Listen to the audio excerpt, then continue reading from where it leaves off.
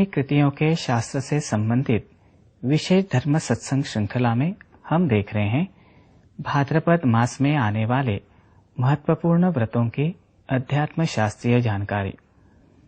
इसमें हमने अब तक कुछ व्रतों के विषय में जानकारी प्राप्त की। वे हैं हरतालिका, ऋषि पंचमी, ज्येष्ठा गौरी एवं श्री गणेश चतुर्थी। इस सत्संग में हम समझ लेंगे भाद्रपद शुक्ल चतुर्दशी पर आने वाले अनंत व्रत की विस्तृत जानकारी। इस विषय की ओर बढ़ने से पूर्व हम समझ लेते हैं भाद्रपद शुक्ल चतुर्दशी अर्थात अनंत चतुर्दशी का महत्व।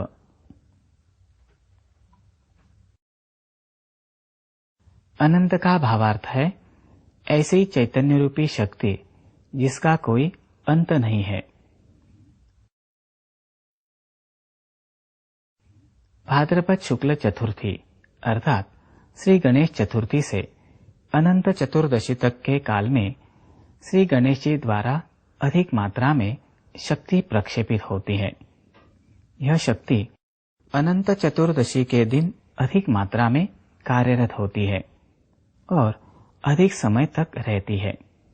साथ ही इस कालावधि के अन्य दिनों की तुलना में इस दिन ब्रह्मांड में गणेश तत्व भी 10% अधिक मात्रा में प्रक्षेपित होता है। गणेश भक्तों को इसका लाभ प्राप्त होता है। आइए अब समझ लेते हैं अनंत चतुर्दशी के दिन करने योग्य कृतियां और उनसे प्राप्त लाभ की मात्रा। 1.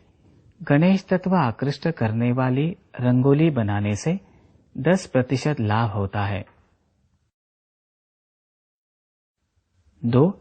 देवता पूजन में अष्टगंध का उपयोग करने से 30%। 3. गुड़हल जैसे लाल रंग के फूलों से 10%। 4. दुर्वा का उपयोग करने से 10%। 5. देवता को धूप दीप दिखाने से 20%।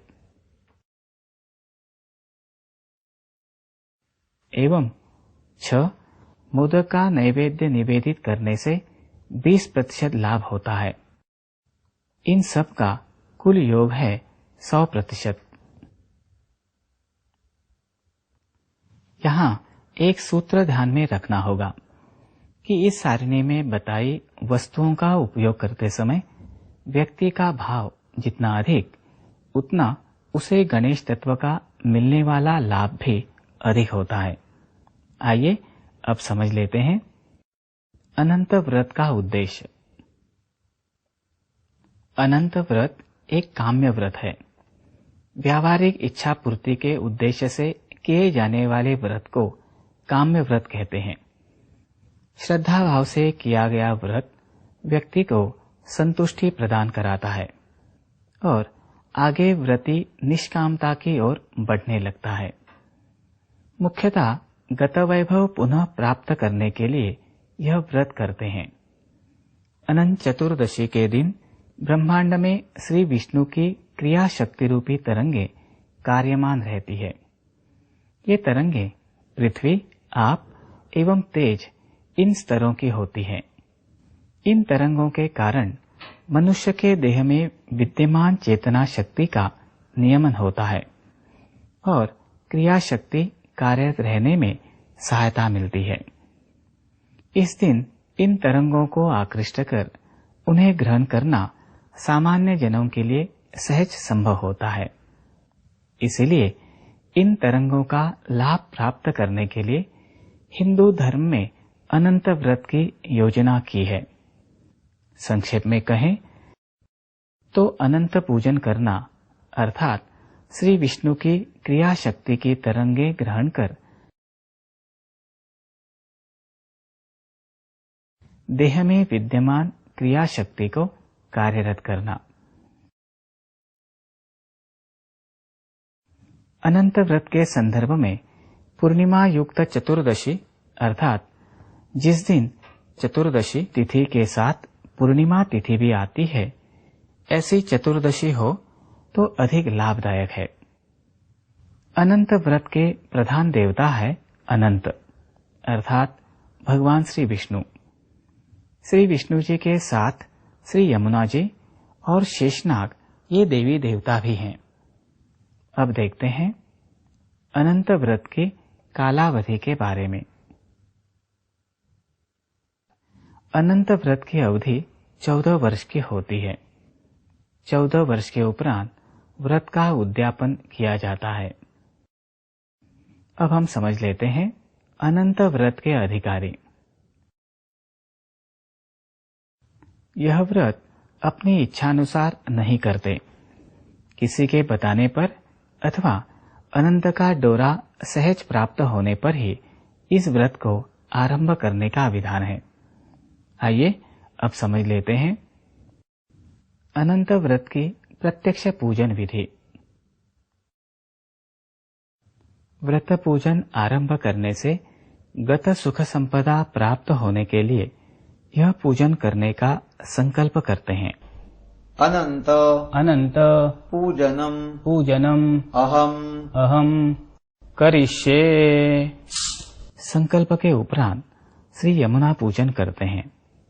इसमें श्री यमुना जी का षोडशोपचार पूजन किया जाता है। शास्त्र के अनुसार यमुना पूजन नदी के तट पर करना होता है, परंतु संभव न हो तो कलश के जल में प्रत्यक्ष श्री यमुना देवी विद्यमान है ऐसा भाव रखकर पूजन कर सकते हैं। प्रथम श्री यमुना जी को आसन देने के लिए अक्षत अर्पित की जाती है। श्री यमुना जी को पाद्य उपचार अर्पण किया जाता है। पाद्यम समर्पयामि। तदुपरांत अर्घ्य दिया जाता है। तदुपरांत पंचामृत स्नान का उपचार किया जाता है। श्री यमुनायै नमः पयस्नानं समर्पयामि। अभिषेक किया जाता है। यजमान स्त्री श्री यमुना जी को हल्दी अर्पित करती है।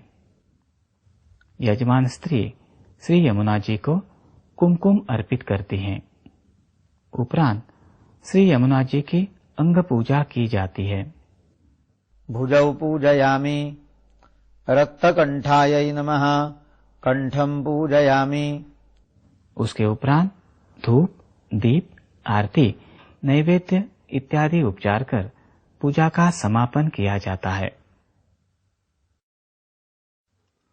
अब तक हमने श्री यमुना देवी के पूजन की विधि देखी। यमुना जी में भगवान श्री कृष्ण ने कालिया रूपी रजतमात्मक आसुरी तरंगों का नाश किया। यमुना जी के जल में कृष्ण तत्व की मात्रा अधिक है। अनंत व्रत के पूजन में कलश में भरे जल में यमुना जी का आवाहन करने से सूक्ष्म स्तर पर क्या प्रक्रिया होती है, इसे समझ लेते हैं। ईश्वरीय ज्ञान प्राप्त कर्त्री सनातन की साधिका श्रीमती अंजलि गाडगिल द्वारा प्राप्त ज्ञान पर आधारित सूक्ष्म चित्र द्वारा यमुना जी का आवाहन कर जल में विद्यमान कृष्ण तत्व स्वरूप तरंगों को जागृत किया जाता है। ये तरंगे पूजक को प्राप्त होती हैं और पूजक के देह में विद्यमान कालिया रूपी रजतमात्मक तरंगों का नाश करती हैं।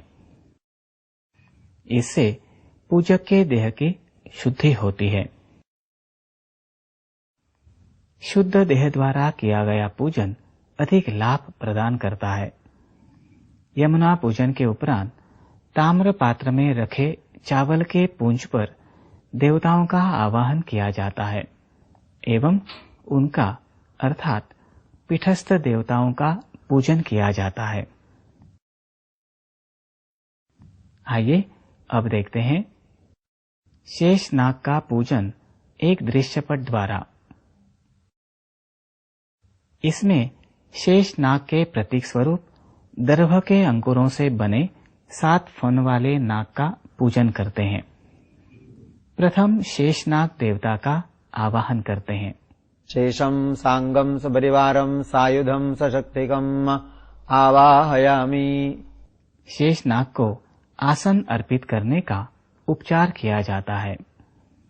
इसके उपरांत षोडशोपचार पूजन में से पाद्य, अर्घ्य इत्यादि उपचार किए जाते हैं। शेषनाग देवता के अंग पूजा की जाती है। सर्वांगम् पूजयामि। उनके 7 फनों का पूजन किया जाता है।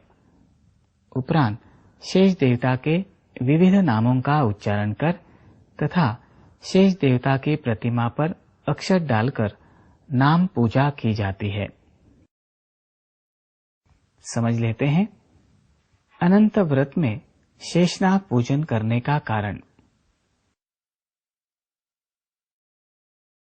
अनंत चतुर्दशी के दिन ब्रह्मांड में प्रक्षेपित होने वाली विष्णु तत्व से संबंधित क्रिया तरंगे पृथ्वी, आप एवं तेज तत्व से संबंधित होती हैं। शेषनाग देवता इन तरंगों के उत्तम वाहक समझे जाते हैं। इसीलिए अनंत व्रत पूजन में शेषनाग देवता को अग्रगण्य स्थान दिया गया है। अनंत चतुर्दशी के दिन ब्रह्मांड में कार्यमान क्रिया शक्ति की तरंगे गोल वलयांकित रूप में होती हैं। पूजन करने वाले व्यक्ति के लिए शेषनाग रूपी देवता के पूजन द्वारा ये तरंगे उसी रूप में प्राप्त करना संभव होता है। अब समझ लेते हैं मनुष्य देह से संबंधित क्रिया शक्ति का कार्य। मनुष्य देह में विद्यमान क्रिया शक्ति पृथ्वी तत्व के माध्यम से उसका स्थूल देह बनाए रखती है तथा आप तत्व के माध्यम से उसके देह का आकारमान बनाए रखती है। साथ ही तेज तत्व के माध्यम से चेतना शक्ति के वेग में निरंतरता बनाए रखती है। शेषनाग देवता मनुष्य देह में विद्यमान चेतना शक्ति के विभिन्न कार्य के लिए बल प्रदान करते हैं। इसीलिए उन्हें इस विधि में प्रधानता दी जाती है। शेषनाग देवता के पूजन की सूक्ष्म स्तरीय प्रक्रिया समझ लेते हैं श्रीमती अंजलि गाडगिल जी को प्राप्त ईश्वरीय ज्ञान पर आधारित एक सूक्ष्म चित्र द्वारा।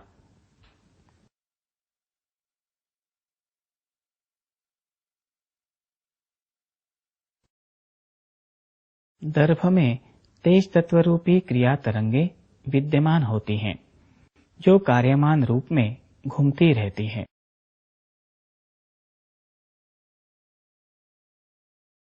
दर्भ से बनाए शेषनाग देवता के प्रतीक द्वारा ब्रह्मांड में विद्यमान श्री विष्णु की क्रिया शक्ति की तरंगे आकृष्ट होती हैं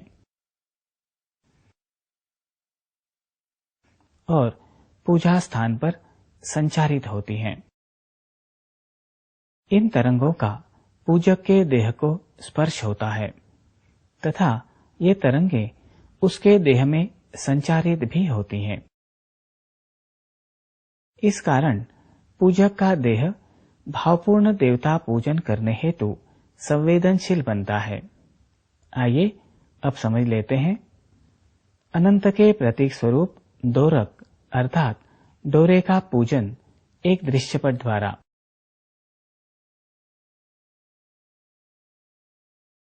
शेषनाग के पूजन के उपरांत भगवान श्री विष्णु अर्थात अनंत के प्रतीक के रूप में दोरक का अर्थात डोरे का पूजन करते हैं। पूजन से पूर्व डोरे की मंत्रोच्चारण से शुद्धि की जाती है। अग्निसप्तमिति सप्तर्षस्य सूक्तस्य। शुद्धि के उपरांत डोरे पूर्ण पात्र में रखते हैं। उसके उपरांत डोरे में अनंत की प्राण प्रतिष्ठापना हेतु मदनंत देवता का अर्थात भगवान श्री विष्णु जी का आवाहन किया जाता है। पद्मनाभम आवाहयामि। पूर्ण पात्र में रखे 2 डोरों में यजमान के बाईं ओर का डोरा पुरुष डोरा तो यजमान के दाईं ओर का डोरा स्त्री डोरा होता है। डोरे की प्राण प्रतिष्ठापना के उपरांत अनंत को आसन देने के लिए प्रथम पुरुष डोरे की 14 ग्रंथियों पर अर्थात गांठों पर नीचे से ऊपर की दिशा में अक्षत समर्पित किया जाता है। उपरांत इसी प्रकार स्त्री डोरे की 14 ग्रंथियों पर अर्थात गांठों पर अक्षत समर्पित किया जाता है। अब स्नान का उपचार अर्पित करने के लिए डोरे ताम्र पात्र में रखे जाते हैं। इसके उपरांत गंध अर्थात चंदन मिश्रित जल से देवता पर स्नान का उपचार किया जाता है। इसके उपरांत देवता पर पुष्पोदक स्नान का उपचार किया जाता है। अब फलोदक अर्थात फलों के रस द्वारा देवता पर स्नान का उपचार किया जाता है। उपरांत रत्नोदक स्नान कराया जाता है। इसके उपरांत डोरे पोंछकर पूजा के लिए रखे जाते हैं। इसके उपरांत गंध पुष्प इत्यादि उपचार कर डोरों का पंचोपचार पूजन किया जाता है। उसके उपरांत 12 आवरण पूजा की जाती है। इसके उपरांत बिल्व, करवीर, शमी, तुलसी, अपामार्ग, धतुरा, ताड़िनी इत्यादि के पत्ते अर्पित कर पत्र पूजा की जाती है। अनंत पूजन के उपरांत कद्दू से बनी मीठी पूरियों का विशेष नैवेद्य निवेदित किया जाता है। अब पूजा के लिए रखे डोरे पूर्ण पात्र से निकालकर धारण किए जाते हैं अर्थात पहने जाते हैं एवं पुराने डोरे उतार दिए जाते हैं। पुराने डोरों का पूजन कर उनका विसर्जन किया जाता है। अब तक हमने अनंत के प्रतीक स्वरूप डोरे की पूजा विधि देखी। अब समझ लेते हैं अनंत के 14 गांठों वाले डोरे का महत्व एवं उसका शास्त्राधार। अब देखते हैं अनंत के डोरे के पूजन के सूक्ष्म स्तरीय परिणाम एक सूक्ष्म चित्र द्वारा। अनंत के डोरे का पूजन करने से ब्रह्मांड में विद्यमान श्री विष्णु की क्रिया शक्ति की तरंगे डोरे में आकृष्ट होती हैं और डोरा इन तरंगों से संचारित होता है। यह डोरा भुजा पर धारण करने से व्यक्ति का पूरा देह इन शक्ति तरंगों से संचारित होता है। इससे देह में विद्यमान चेतना शक्ति के प्रवाह को गति प्राप्त होती है। अब समझ लेते हैं अनंत पूजन में कद्दू से बनी मीठी पूरियां बनाने का शास्त्रीय आधार।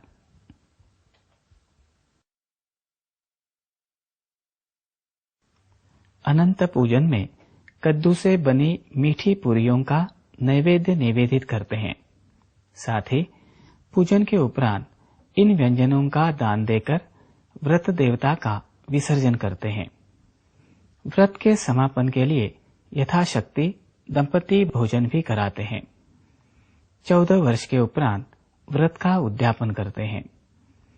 कद्दू के आप तत्वात्मक रस में क्रिया शक्ति को गति देने की क्षमता होती है तथा कद्दू में विद्यमान सूक्ष्म वायु कोश ब्रह्मांड की क्रिया शक्ति की तरंगों को आकृष्ट कर संजोए रखने में सक्षम होते हैं।